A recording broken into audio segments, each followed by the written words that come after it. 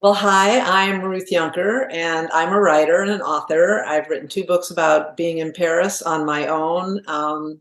I go there for 6 weeks, several years in a row, and also my latest book is called "Baby, I'm the Boss of Me." I'm a humorist, and I'm now 73, and I found out that boy, you better have a sense of humor as you get older. And this is my love letter to Chanel.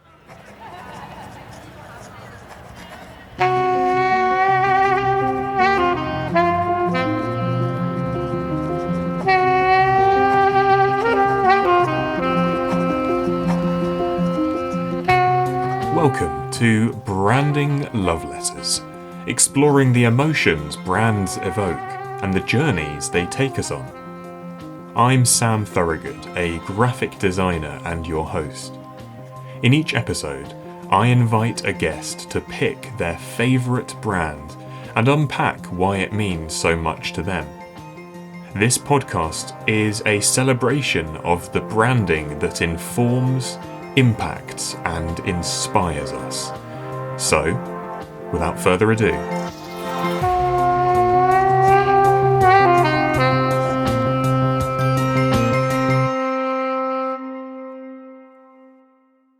I was given my first bottle of perfume was given me by my mother when I was 14, and she was very slow to give us grown-up gifts, but she chose Chanel number 5.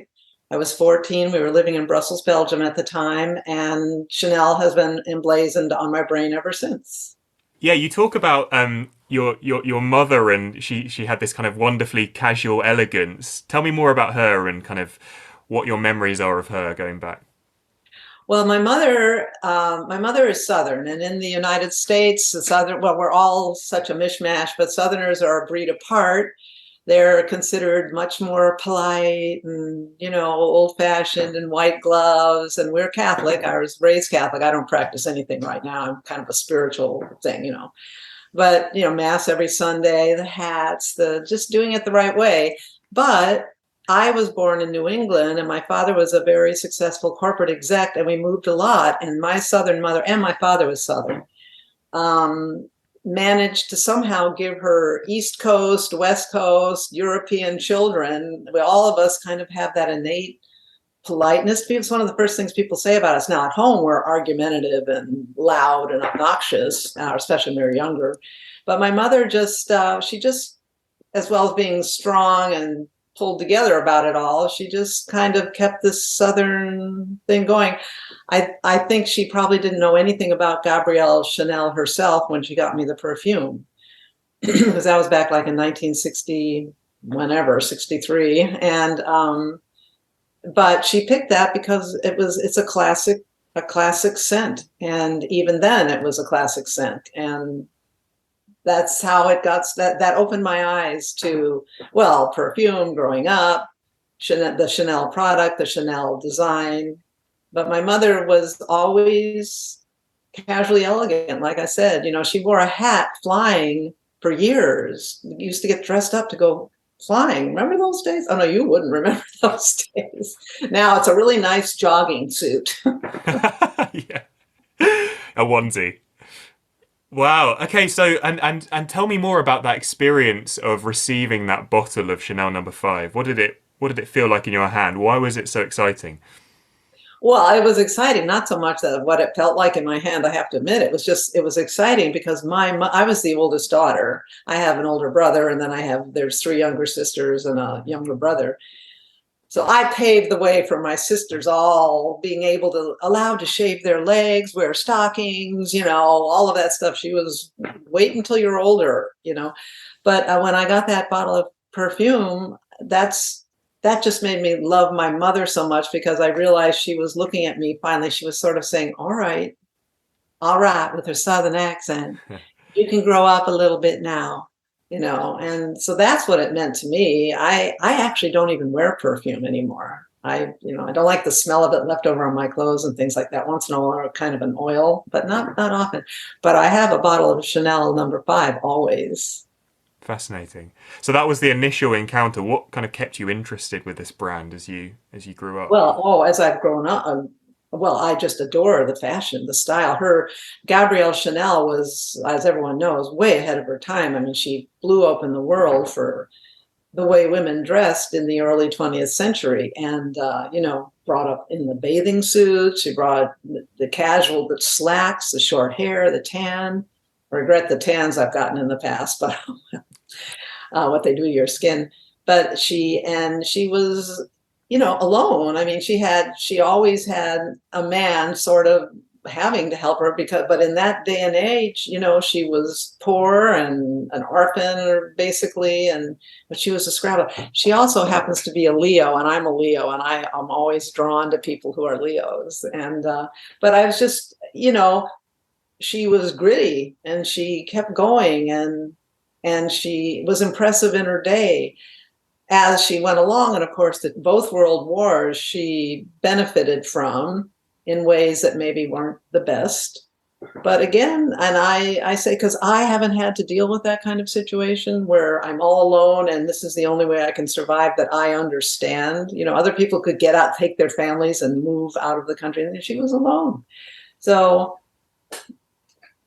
I mean, she did always think she needed a man to save her, and maybe in the times that's what she needed. But she was nefarious during both wars, and I don't like that. I don't presume to hold it against her because, again, I didn't have to experience it. But then she survived, and then came back in about 1952 or 54 with a whole new collection. And she was still alive when I began seriously looking at Vogue and reading Vogue magazine and Harper's Bazaar and all that. And I was, again, about 14. And she'd gotten gaunt, but she held her shows where she wanted. Then what impressed me most after that was, then she died and there was a long silence. And then they hired Karl Lagerfeld to resurrect her her brand. And I remember thinking, oh no, because in those days, anytime a brand got a new designer, they just sort of went their own way. There's a certain arrogance in the fashion world that just, my way is, and the new, and just some of it, I mean, okay, but I'm getting back to Karl Lagerfeld, with his own brilliance, kept Chanel's look with his new designs in a way that I remember the time thinking, oh, thank God, and how amazing. And then I went and looked at his own Karl Lagerfeld. So I transferred all my love from Chanel to Lagerfeld, who had the nerve to die a few years ago. But he kept it going. He kept the knits, he kept the little black dress, and it wasn't the same. It was different. It was modernized. And I think the brand has done a fantastic job with that all through the years, in everything, with their perfume, with everything else they're involved in. But I'm really pay attention to the perfume and the fashion. I don't own any Chanel, can't afford it, refuse to afford it. I loved her costume jewelry. She made that fashionable too. So now, of course, you have very expensive costume jewelry, but here's a ring, pardon the finger, it's on there. I'm glad you can't see that. Good job, this isn't a video podcast. Anyway, look at those big old fake. Yeah, beautiful. Look at those. Fantastic. You actually can pull it off. I mean, and I love it. And everybody knows I've got these big old, pearls that and she loved pearls. Pearls have always been my favorite. And it probably started with her and my mother, because she also gave me my first strand of pearls, or my parents, whatever.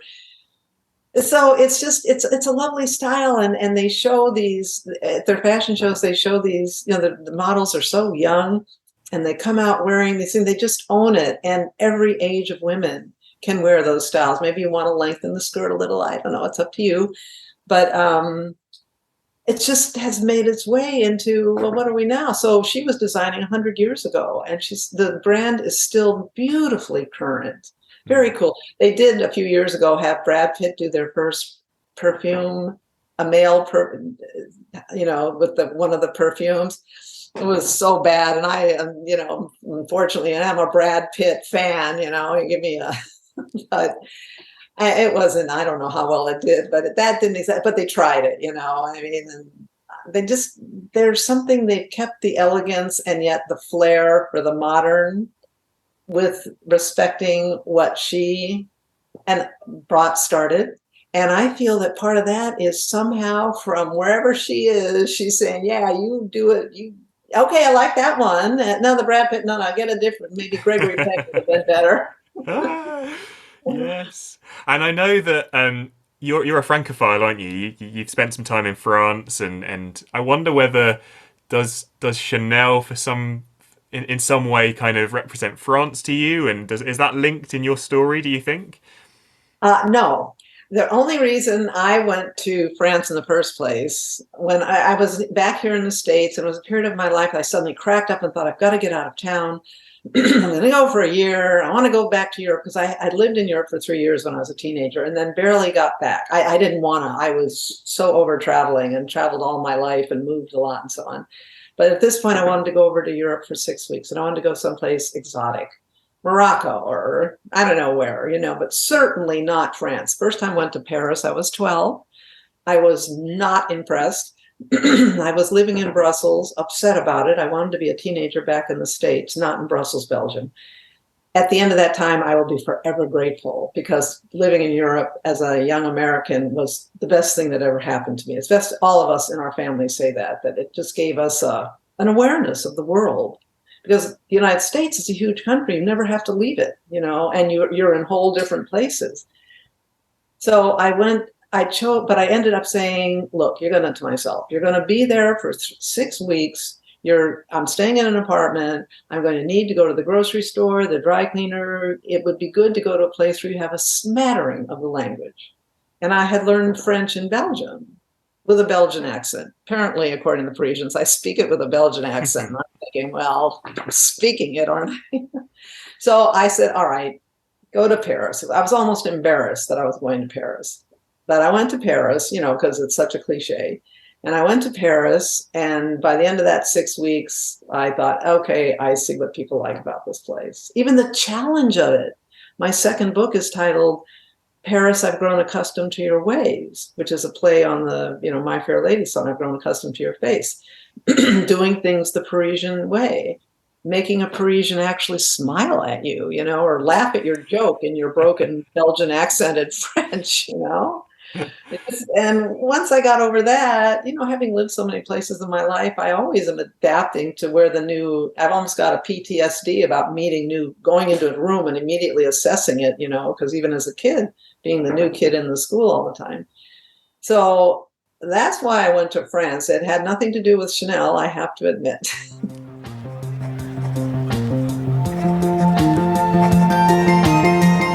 Back with today's guest in a short moment. I wanted to just jump in to say thank you.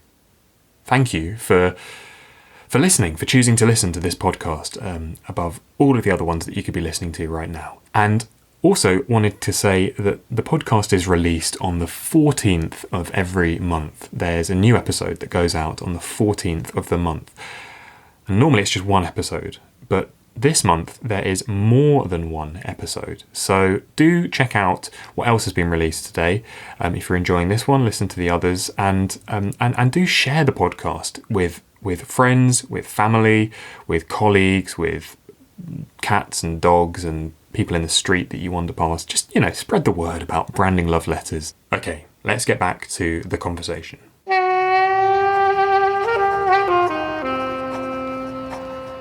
And when you think about Chanel now, both the person and the brand, what emotions does it bring up? I think Gabrielle Chanel herself, for all her toughness, has still got a little of a say in it. And they just continue to do a good job. And it's a clean logo. It's the 2 C's, I don't know why it's 2 C's, not a G. They probably tried the GC, but figured that would confuse the issue, Is it because her nickname was Coco Chanel? Is that? Oh, that's it, Coco. I was forgetting about the Coco part. Did she even let people call her Coco? That sort of surprises me, unless it was the man she was sleeping with. Maybe. I think she designed that logo, didn't she? Herself? Oh, I don't know. I did look up on, But what does that logo for you? What does it kind of represent? How do you perceive it? Well, the 2 C's, besides the fact that I'm a writer and I'll get into the whole, 1 C is backwards and stuff like that. And I'm sure you don't want me to go there with it. And it's not quite the infinity thing because they're not. And now that I know it's Coco, I just think it's very pretty. I think it's a very pretty, easy, classic thing to look at. You know what it is immediately. And some of them now I keep track of the ones I really like, but I like Armani, and I love Carolyn Herrera, and people like that, or some that have stopped when they're people, or they haven't kept going as well, like a Calvin Klein or a. But I don't want anybody messing with Coco Chanel and Karl Lagerfeld, baby. You keep it going on their way of thinking, because they had gorgeous, gorgeous designs and intelligence behind their designs. And they designed for the whole woman, every age group, while always being showed on the younger models, on the baby models. It works. It's I don't know. It's great. And it's Yeah. kind of timeless, isn't it, in a way? I mean, like Yes. I don't think the logo's changed at all, and there's certain things that just have remained the same, and that's a sign Yes. of a really, really strong brand, I think, if you're able to just appeal to different generations. Exactly. I mean, well, my daughter is now 42. She's no child. I didn't get her Chanel number 5 because I asked her, because I knew at 14 she had much more what she wanted, and she wasn't waiting around for me to acknowledge that she was older. Generational difference. But she certainly knows Chanel, and then her own daughter when she turned 16. But perfume is a wonderful, and when you think of it, see, perfume is something that, again, I think fewer and fewer people are wearing. I want to one day look into it, because people keep coming out with new brands. But I was in Oslo 3 years ago, just before the pandemic. And well, anyway, and I was there before I went to Paris, and I was surprised that the women in Oslo were still really wearing perfume. You get in an elevator and you could smell the perfume. I kind of miss it. I remember when my mother would come home from a party, she smelled like bourbon, cigarettes, and hers was Joy. Her perfume was Joy. And I loved that scent. But the other day, one of my sisters gave me something of hers that she knows I like, and she was moving, so she gave it to me, but it smells of her perfume. So I Yeah, and needed it brings back such strong memories, doesn't it? Smell, just really smells. Yes. you're there straight away.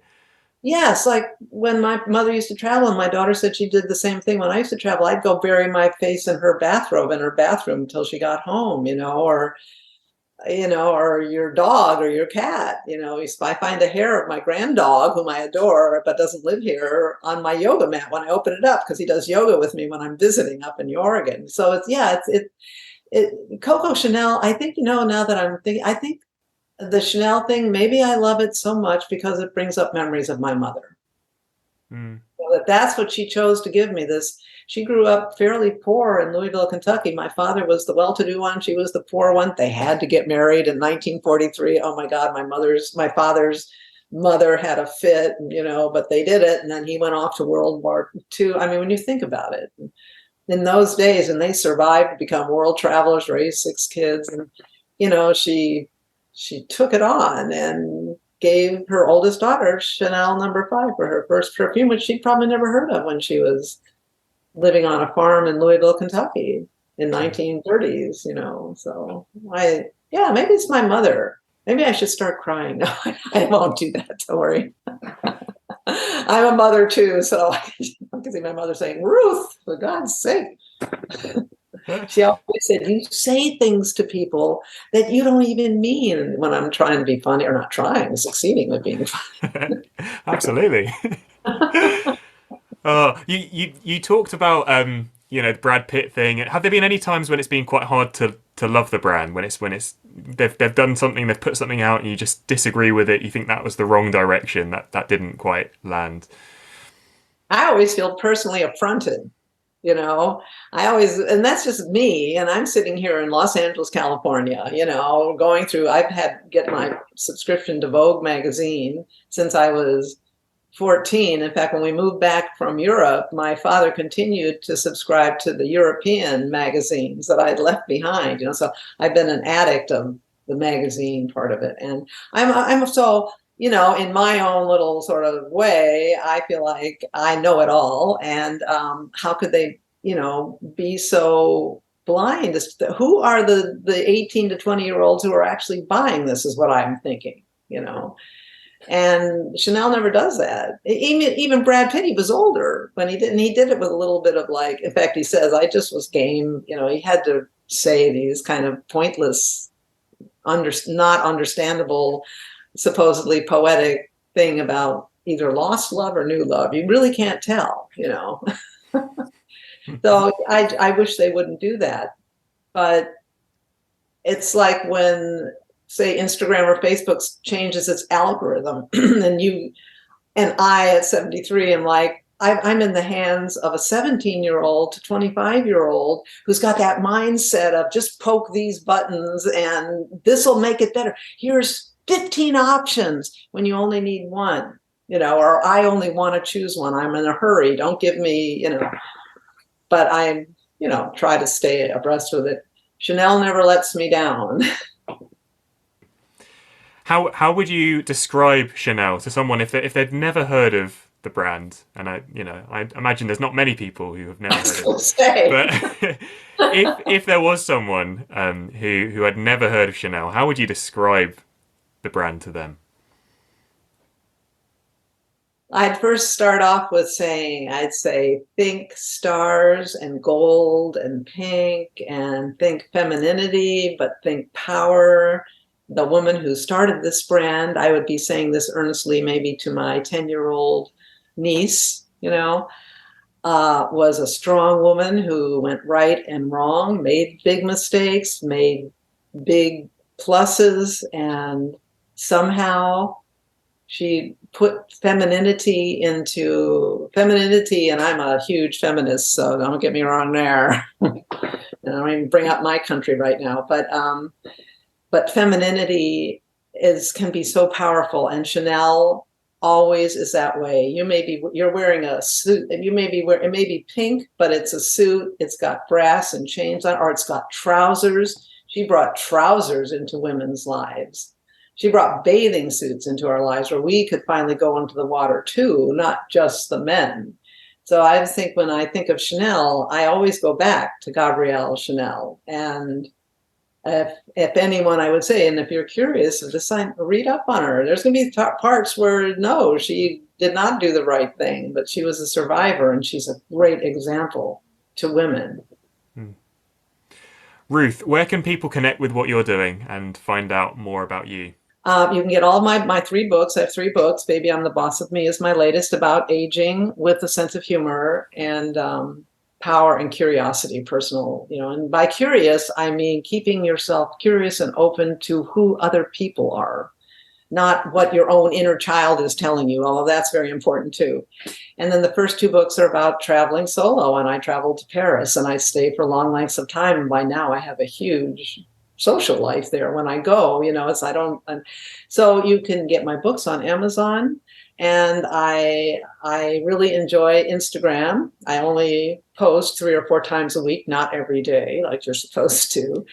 And I used to do a lot of Facebook. I'm still on Facebook, but not as much. And I have a YouTube channel that's been dormant since the beginning. It's called Ruth. It's about aging, but it went dormant during the pandemic, and I am still playing around with how I'm going to come back with it, you know. So, but I'm on social media. Fantastic. And finally, if you were to just write a love letter to Chanel, the brand, how would you sort of share that letter? Dear Chanel brand, I want to thank you for being such an important part of my life, all my life. When I started off getting my first bottle of Chanel No. 5 perfume in 1963, 64, and that first whiff of it, such a beautiful, clean scent that doesn't offend anyone, but just brings you in. And by that opened the door to paying attention to your fashion. Your founder way back, Chanel herself, through Karl Lagerfeld, and now the current team. I want to thank you for remaining true to the original designer's visions and strength and sense of beauty and sense of forward thinking. Thank you. Sincerely, Ruth Yunker. Well, Ruth, thank you very much for letting us hear your branding love letter. Well, thank you. Thank you for having me, and thank you for coming up with this concept. It's very interesting.